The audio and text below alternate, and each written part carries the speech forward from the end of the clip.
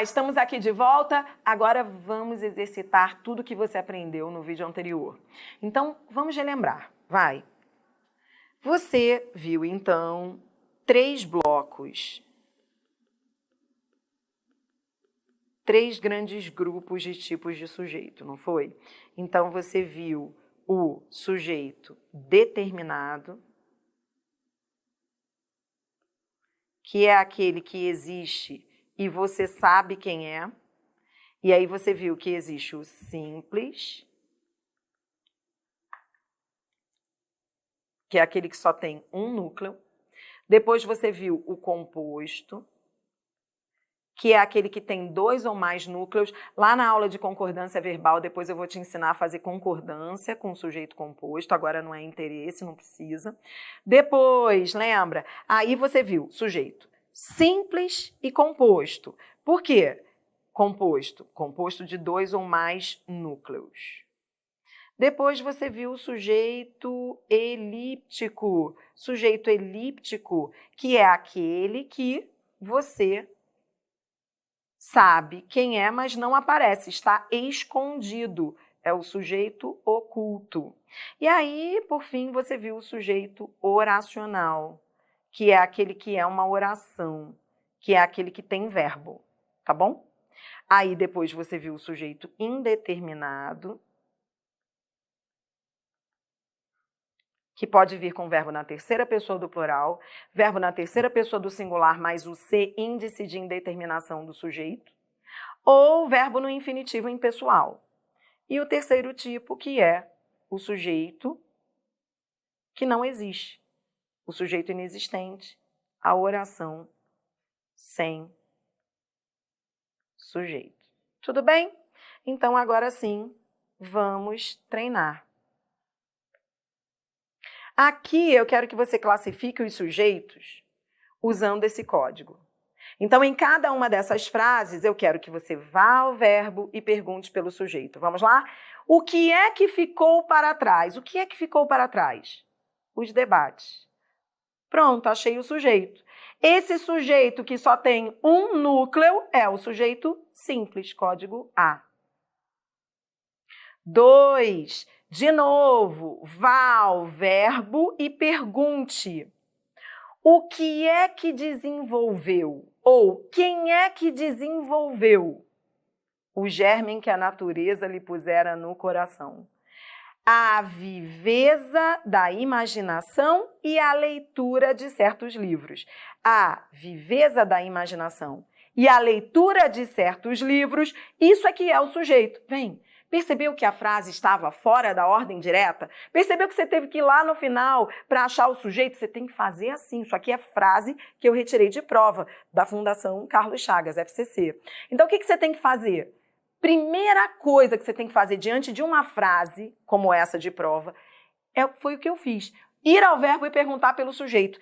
Quem é que... Você fez isso? Então, volte. Ó. Quem é que desenvolveu? Quem é que desenvolveu o germe que a natureza lhe pusera no coração? A viveza da imaginação e a leitura de certos livros. Ora, esse sujeito que tem 2 núcleos, viveza e leitura, é o sujeito composto, código B. Outra coisa que vai acontecer com você muito nas provas é olhar para os verbos e não saber por onde nem começar. Quando você estiver diante de uma frase, você vai fazer isso que eu fiz aqui com você na frase 3. Você vai viver cada verbo a seu momento. Viva cada verbo a seu momento. Vá ao primeiro verbo e pergunte primeiro pelo sujeito dele. Vá para não se perder, para não se desesperar. Então, eu vou ao primeiro verbo e pergunto. E aí? Qual é o sujeito desse verbo? O que é que há? Bom, esse é o verbo haver com o sentido de existir, não existe. Ora, é a oração sem sujeito, código D. Já no segundo verbo, o que é que me acalma? O que é que me acalma? Tudo. Tudo me acalma. O sujeito do acalma é tudo. Sujeito simples, código A. Tudo bem? Viva cada verbo. Mas, Adriana, e esse me, minha filha? Esse me que está antes do acalma? Quem acalma, não acalma o menino? Objeto direto. É só você trocar por menino. É objeto direto. Nem tudo que vem antes do verbo é sujeito. Fique ligado nisso, tá? Próxima frase. Quem roubou toda a minha alegria? Eu vou ao verbo e pergunto. Qual é o sujeito? Sujeito é o quem. Como assim quem? Ora, esse quem, ele é um pronome indefinido e interrogativo, né? Ele não é um pronome interrogativo? Ele é um pronome interrogativo na classe gramatical e na função sintática é sujeito. Sujeito simples, código A. Tá entendendo?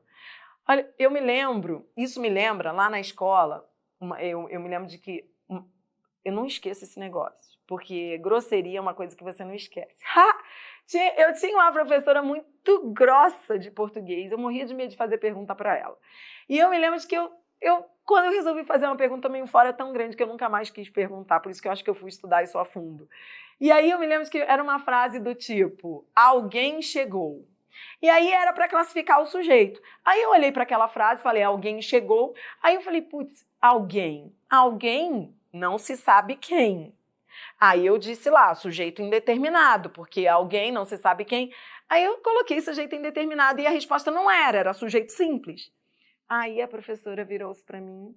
Aí eu falei, professora, por que não é indeterminado, já que eu não sei quem é? Aí ela, sei lá o quê, do que ela me chamou. Aí ela, então, se eu chego aqui e falo, o mascarado chegou. Aí, como eu não estou vendo a cara dele, o sujeito é indeterminado? Só porque você não está vendo a cara, o sujeito é indeterminado? Olha, eu quase morri com aquilo. Mas você entendeu? É o mesmo raciocínio aqui. Volte aqui a frase comigo. Esse quem, mesmo sem eu saber quem é, ele é um sujeito simples, código A. Ele é um pronome indefinido, porque eu não sei quem é, interrogativo, né? Na função de sujeito simples. Entendeu o raciocínio? É igual ao mascarado. Chegou. Sujeito simples. Frase número 5. Assiste-se hoje a momentos de superação. Esse se, que está ligado a um verbo transitivo indireto, quem assiste, assiste a. Tá vendo aqui a preposição? Esse ser, ele tem o sentido de alguém, não se sabe quem, todo mundo. É o sujeito indeterminado, código C. Na frase 6, cuidado, não é porque o ser fica antes do verbo que as coisas vão mudar, não.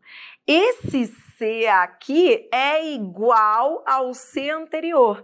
Ele está ligado a um verbo. Adriana, para que verbo eu olho? Olhe para o último. Olhe para o último verbo. Quem fala, fala de. Esse é o verbo transitivo indireto.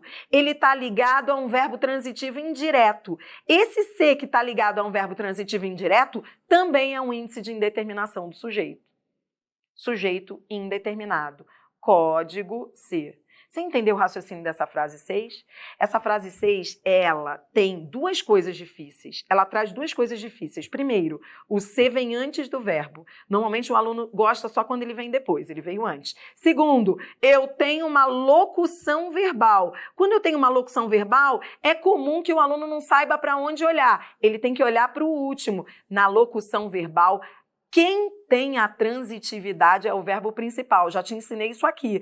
Esse outro é só auxiliar. Tá bom? Pronto, aí eu tenho um ser ligado ao último verbo aí, que é um transitivo indireto. Quem fala, fala de. Esse ser ligado a verbo transitivo indireto é um índice de indeterminação do sujeito. Sujeito indeterminado. Vai, frase 7. Vou ao verbo e pergunto, quem é que parece? Sempre indo ao verbo e perguntando bonitinho pelo sujeito. Quem é que parece? Eles. Eles parecem. Se você perguntar pelo sujeito, bonitinho como eu pergunto aqui, fica mais fácil. Quem é que parece? Eles. Adriana, o verbo está na terceira pessoa do plural, minha filha, não é sujeito indeterminado, não? Não, porque o sujeito está aqui. Eles é que me parecem. O sujeito é simples. Código A. Nem sempre que o verbo vier na terceira pessoa do plural vai ser indeterminado. Você aprendeu isso também. Na frase 8, de novo, eu vou ao verbo e pergunto pelo sujeito, o que é que ocorrerá? O que é que ocorrerá? O sujeito é tudo isso, ó. Ideias melhores do que esta. Tudo isto é o sujeito. Tá, agora você vai procurar o núcleo. Lembra? Núcleo do sujeito é a palavra mais especificada do sujeito. É o substantivo ideias. Esse sujeito só tem um núcleo. É o sujeito simples. Código A. Na frase seguinte, ouviram vozes. Quem é que ouviu? Alguém, não se sabe quem. O verbo está na terceira pessoa do plural e o sujeito não está expresso. Esse é o sujeito indeterminado. Código C. Você viu a diferença da frase 9 para a frase 7? Na frase 7, você viu lá, o verbo estava na terceira pessoa do plural, mas o sujeito aparecia aqui. Na frase 9, o verbo estava na terceira pessoa do plural, mas o sujeito não estava no contexto. Então, é indeterminado. Se ele estiver no contexto, vai ser simples. Se estiver na terceira pessoa do plural e não estiver no contexto, vai ser indeterminado. Frase 10. Amanheceu rapidamente. Quem é que amanheceu? Não há sujeito. Oração sem sujeito. Código D. 11. Havia marcas da passagem do tempo. Eu vou ao verbo e pergunto pelo sujeito.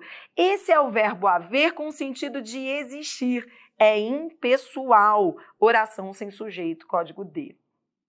Mas não confunda o haver com o existir. Cuidado. O haver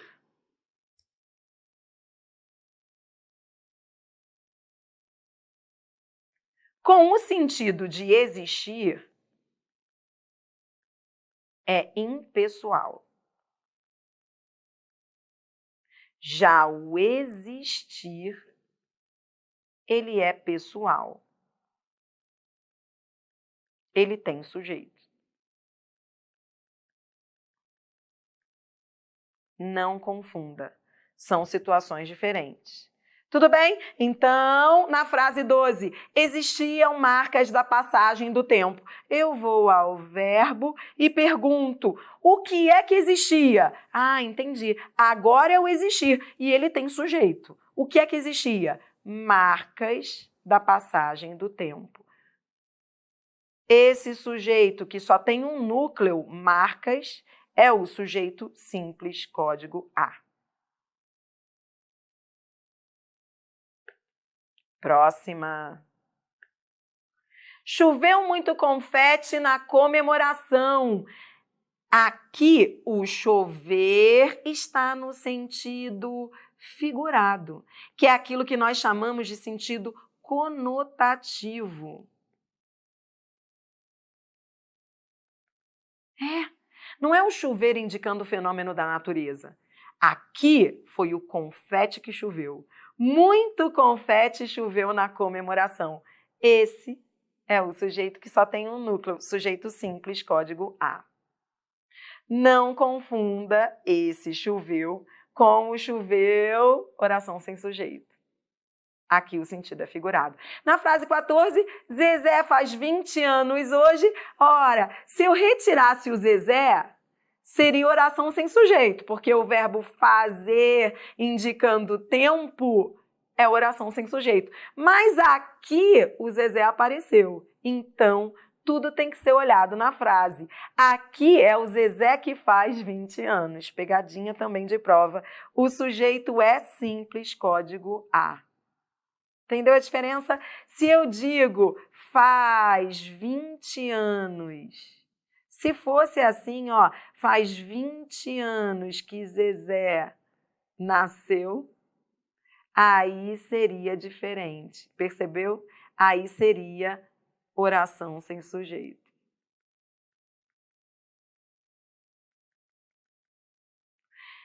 Adri, é verdade que o verbo haver nunca tem sujeito? Mentira. O verbo haver com o sentido de existir, ele não tem sujeito. Mas esse haver aqui é diferente. Esse haver aqui, ele é só verbo auxiliar. Você tem uma locução verbal, ele é um verbo auxiliar de uma locução verbal, ele não manda nada. Ele só auxilia. Você tem que olhar sempre para o verbo principal. Olhe para mim e repita comigo um mantra que você vai repetir até o final do curso. Na locução verbal, quem manda é o verbo principal e quem obedece é o verbo auxiliar. Quem manda é o principal e quem obedece é o auxiliar. Vai! Quando eu olho para essa frase, eu olho para o principal, que é o último. É para ele que eu olho e pergunto pelo sujeito. Quem é que fez o trabalho? Eles. Eles é o sujeito. Eles é o sujeito simples, código A. Adriana, mas não é o verbo haver, não. O verbo haver está aqui, mas ele é só auxiliar, ele não manda nada.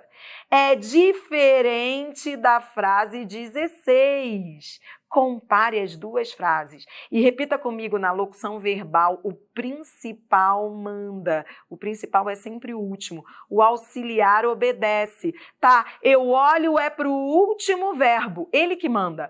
O verbo aqui é o verbo haver com sentido de existir. Tem sujeito? Não, ele não tem sujeito. Oração sem sujeito. Código D. Entendeu?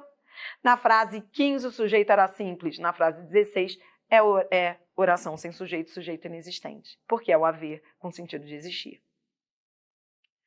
Por fim, ainda fazia frio em setembro.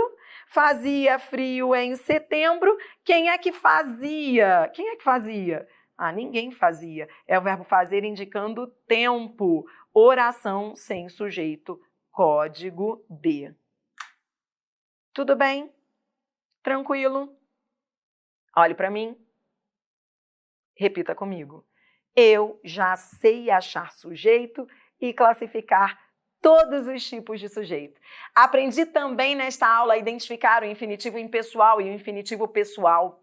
Entendi esses nomes. Infinitivo impessoal, então, significa o quê? Comer, rezar, amar. O que significa isso? Infinitivo impessoal é aquele que tem sujeito indeterminado, por isso impessoal. Ele não tem pessoa.